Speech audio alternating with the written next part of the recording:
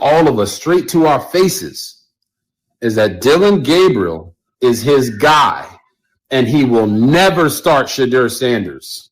Yep. Unless Dylan Gabriel can't play. He might even play Bailey Zappi before he plays SHEDEUR Sanders. He might go ask the Baltimore Ravens to trade back for Snoop Huntley before he plays SHEDEUR Sanders. He might even go ask the Bengals to trade Joe Flacco back so he can be the starter before he plays SHEDEUR Sanders. He might even go to the Raiders and get Kenny Pickett back before he plays SHEDEUR Sanders. The only way this Cleveland Browns team gets better this season or into next year is if Kevin Stefanski. What does it take? What does it actually take for an NFL coach to get fired? I'm not talking about a bad season. I'm not talking about a string of bad luck. I'm talking about an act of organizational self-sabotage so blatant, so obvious, so profoundly stupid that the entire world, every fan, every analyst, every person with a pulse is screaming at you to stop. We found out. We finally found out what the breaking point is. It takes a 32-0 loss, a 32-0 public execution on national television, a complete and total humiliation at the hands of the New England Patriots. Yes, that Patriots team, the one that's rebuilding, the one that has no weapons, the one that was supposed to be a get-right game for any halfway competent football team. And now, it's official. The plug has been pulled. The Band-Aid has been ripped off. The nightmare is finally mercifully over. Kevin Stefanski is no longer the head coach of the Cleveland Browns. The notification popped up on my phone, the Schefter bomb, and I just stared at it. Not because I was shocked that it happened. No. I was shocked it took this long. Jimmy and Dee Haslam finally woke up from their coma. They finally saw what every single person in the dog pound, every person watching at home with two functioning eyes, every single analyst and every single player in that locker room has known for weeks, if not months. It had to be done. This wasn't just a loss. You have to understand that. This wasn't a, well, we'll get them next week kind of game. This was a 32-0 annihilation, a shutout, a goose egg, a bagel. We couldn't score a single point, not a field goal, not a pity touchdown in garbage time, nothing. This was an organizational failure from top to bottom. This was the kind of loss that doesn't just end a coach's season, it ends his career in that city. And the leak that came out almost immediately said the meeting that sealed his fate wasn't even a meeting. It was a 10-minute formality. 10 minutes. Can you even comprehend that? 10 minutes to fire a guy you once named Coach of the Year. That's how bad it was. That's how undeniable the evidence had become. There was no debate. There was no, Kevin, explain yourself. There was no, let's look at the film together. There was no, well, what about the financial implications? It was Jimmy Haslam and Andrew Berry walking in, probably not even sitting down, and saying, we're done. Brutal, swift, decisive, and about 6 weeks too late, if we're being completely honest. This was an execution. This was a message. You have embarrassed us. You have embarrassed this city, and you have wasted our talent. Get out. And let's not get it twisted. Let's be perfectly 100% clear about why this happened. This wasn't just about one loss, as embarrassing as it was. This wasn't just about a bad play call or a poorly managed clock. This was about a stubborn, an arrogant, and inexplicable, a franchise-killing loyalty to one man, Dylan Gabriel. A loyalty that defied all logic. A loyalty that defied what our own eyes were showing us every single Sunday. A loyalty that made every single fan, every single player, and every single person who understands the game of football question if Kevin Stefanski was actively trying to sabotage the Cleveland Browns. Because there is no other logical explanation. None. Zero. Zilch. He tied his entire career, his entire reputation to a quarterback who clearly, obviously, painfully was not up to the job. And in doing so, he kept a king, a true, undeniable star, SHEDEUR Sanders, chained to the bench, forced to watch the entire kingdom burn to the ground.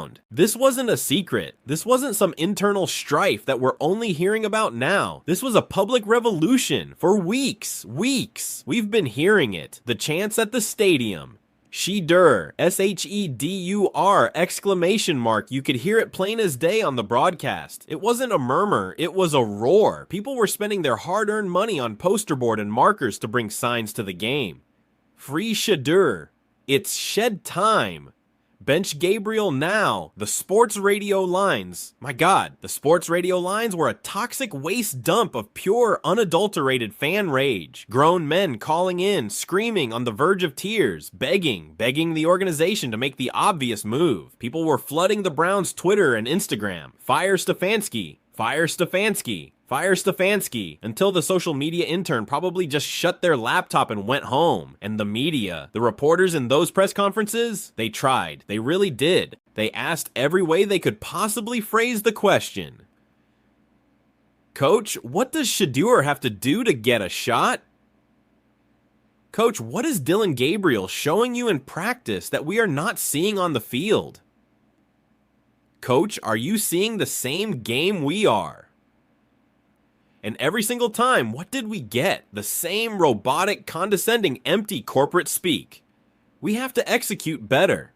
Dillon is our guy. We trust our process. Process? What process? The process of losing. The process of throwing soul-crushing interceptions. The process of wasting a top 5 championship caliber defense?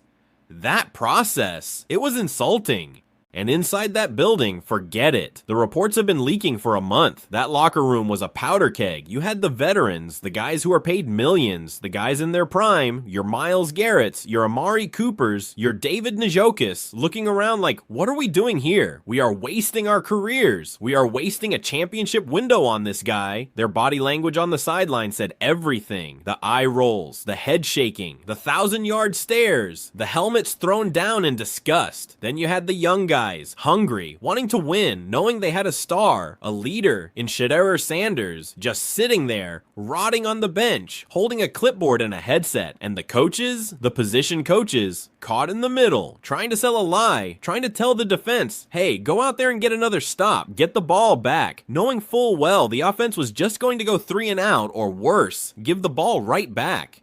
The tension was suffocating. You could feel it through the TV. But that game, that 32-0 humiliation, that was the final straw. That was the atomic bomb that ended the war.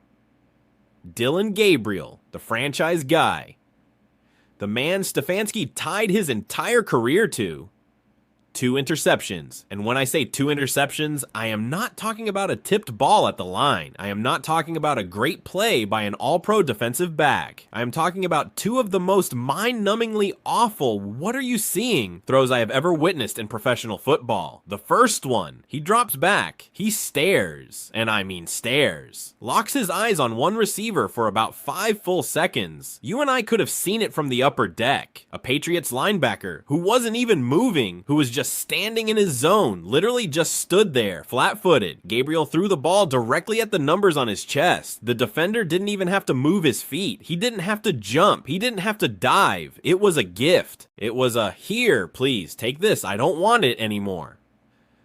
It was high school level bad. It was inexcusable. But okay, 1 bad throw, right? It happens. Number, the second one. The second one was, and I am not exaggerating, worse. It was, if possible, more baffling. It's 3rd down. You need a play. You have to move the chains. He's got a receiver running a route. That receiver is not doubled. He is tripled. There are 3 THREE blue jerseys in the exact same zip code. It's not a tight window. It's a locked vault. There is no reality in any universe where that throw is completed to a Brown. And what does Dillon Gabriel do? He throws it anyway. He just lobs it up. He just gives up. The safety didn't even have to break on the ball. He just stood there, caught it like it was a punt, and started running. It was the kind of decision that makes you question a quarterback's sanity. It makes you question if he understands the basic concept of don't throw it to the other team. And the interceptions weren't even the whole story. The incompletions, the missed opportunities. Amari Cooper, a Pro Bowl receiver, a master route runner, gets himself wide open in the end zone. I mean, alone on a deserted island, open, waving his arms, nobody within 15 yards of him. A guaranteed walk-in touchdown that would have, at the very least, prevented the shutout. And Gabriel, he sails it, not by a little. He throws it into the stands. He missed him by feet. A professional, starting NFL quarterback missed an open man by 10 feet. David Njoku, a physical freak, rumbling down the seam. open, a 30-yard gain, easy, and Gabriel throws the ball at his ankles. A bounce pass, like he's playing basketball. The offense wasn't just bad, it was non-functional. It was a comedy of errors. It was like they had never practiced together. It was embarrassing. And the cameras... Oh, the cameras were cruel. They knew where the story was. They kept showing the sideline. Players just shaking their heads, openly, visibly disgusted, not even trying to hide it anymore. The mask was off. Veterans staring at the scoreboard in disbelief, like they couldn't process what was happening. But the shot that will live in infamy, the shot that will be on the end of the Stefanski era documentary, was Myles Garrett. Myles Garrett, a man who had, in that same game, put on a Defensive Player of the Year performance. 5 sacks. 5. He was unblockable. He was a one-man wrecking crew. He did everything a human being can possibly do to win a football game from the defensive end position. And there he was, late in the third quarter, sitting on the bench. Alone, helmet in his hands, just staring at the ground. You could feel the despair. You could feel the soul-crushing exhaustion. Here's this man, this first ballot Hall of Famer in his prime, giving every single ounce of his being just to watch his offense, his coach, set the entire performance on fire and throw it in a dumpster. It was heartbreaking. It was franchise malpractice of the highest order. And then the camera would pan. And who was standing right there, 10 yards away, helmet on, jaw clenched, eyes burning a hole through the field? Shedeur Sanders, just watching, just waiting, prepared. The guy everyone wanted, the guy with the pedigree, the guy with the swagger, the guy with the it factor, forced to stand there helplessly while his team was being humiliated, while his coach and his hand-picked failing quarterback drove the entire franchise off a cliff. It was cinematic, it was tragic, and everyone knew in that exact moment, this is over. This cannot continue. And then the press conference. Oh, the post-game press conference. Kevin Stefanski walks up to that podium looking like a ghost. He looked like he hadn't slept in a week. Pale, waxy, eyes hollow. And he tries. He tries to read from the script. The same tired, insulting, coffee-stained script. We've got to be better. I've got to coach better. We'll look at the film. We've got to clean things up. We've got to trust the process. Blah, blah, blah. Just empty, meaningless corporate words. But the reporters, to their credit, they weren't having it. The blood was in the water. They knew. And one reporter, one hero, give this man a raise, asked the only question that mattered. Coach, he said, after what we all just saw, can you still sit there and tell this fan base that Dillon Gabriel gives you the best chance to win? And I mean, silence. Dead air. Stefanski just froze. He looked up. He looked down. His eyes darted around the room like he was looking for a PR person to beam him out of there. He opened his mouth. Nothing came out. He swallowed hard. You could hear the cameras clicking, zooming in on his face. It felt like an eternity. And finally, he mumbles. He mumbles something vague and unconvincing about consistency and system fit, but it didn't matter. It was too late. The hesitation, the panic in his eyes, the absolute lack of conviction, it told you everything. He didn't believe it. He knew he was wrong. He knew he had backed the wrong horse. He knew he had destroyed his own career on the hill of Dillon Gabriel. And everyone in that room, everyone watching at home knew, that's it. He's a dead man walking.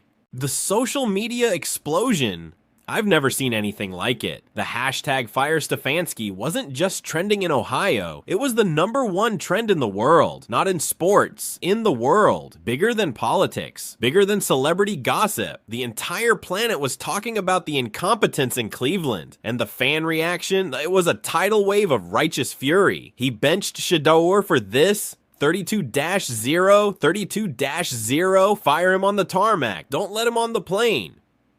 Jimmy Haslam, if you have any spine, you'll make the move tonight. Do something. This is criminal. Wasting Myles Garrett's prime is criminal. And then the national guys, the big guns, the ones who had been hesitant, the ones who said he's a good coach, give him time.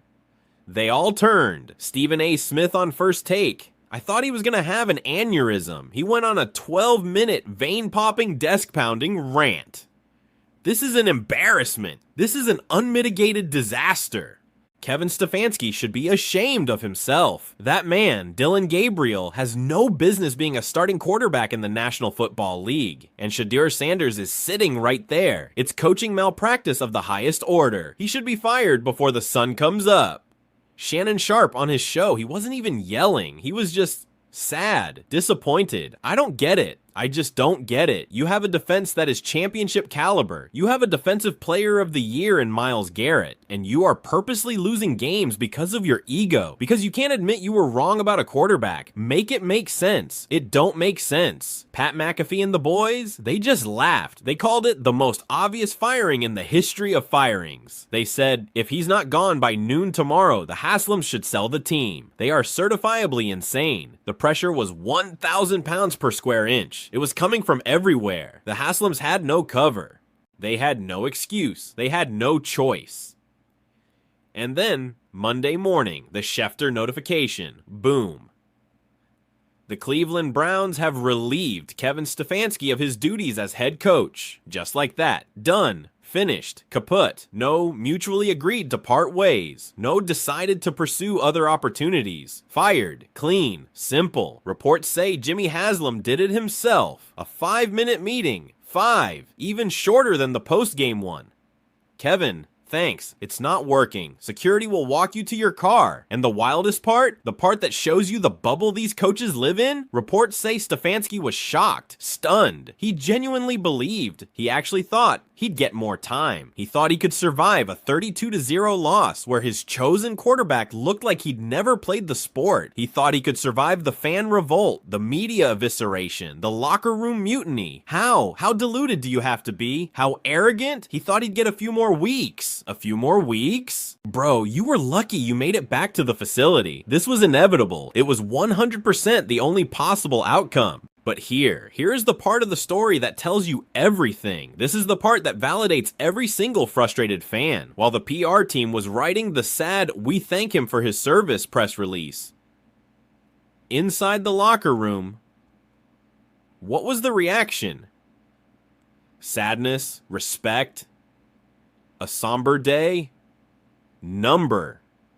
They celebrated. You're not mishearing me. They erupted. Reports from inside the building, anonymous players talking to reporters, said it was like a weight had been lifted. One veteran, a guy who's been around, a Pro Bowler, said, and I quote, "It's about damn time. We've been done. We are tired of watching elite talent rot on the sideline for no good reason. Everyone in this building knows SHEDEUR is the guy, and he just wouldn't do it." Another player, a starter on offense, described the moment the news hit the room. He said, "Man, it was wild. Guys were high-fiving. People were hugging. I saw guys smiling, genuine smiles for the first time in a month. It was like someone finally opened a window in a room that had been sealed shut. The whole vibe, the toxic negative, here we go again energy.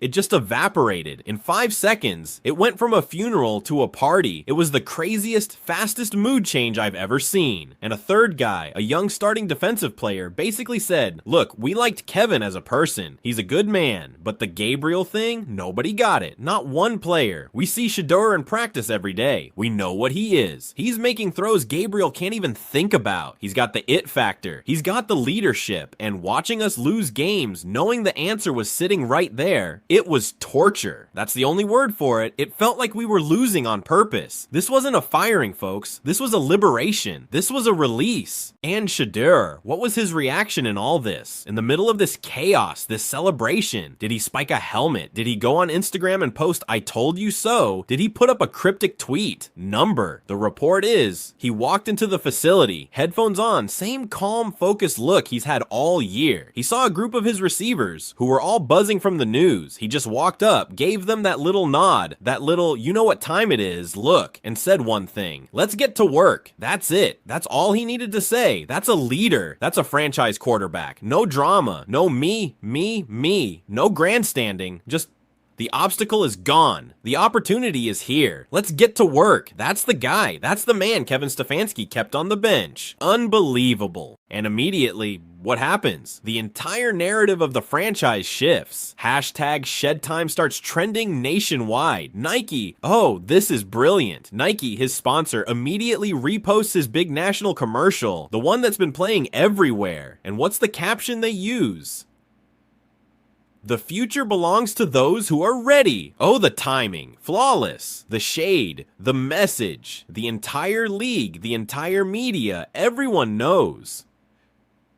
The Shedeur Sanders era in Cleveland is beginning, and this is bigger than just one coach and one quarterback. This is a philosophical earthquake for the Cleveland Browns. For years, this organization has been stubborn. They've been arrogant. They've prioritized the process and analytics and being the smartest guy in the room over winning football games. They protected their bad decisions. They protected their egos. They were terrified of admitting they made a mistake. This firing, this brutal, swift, necessary firing is a signal.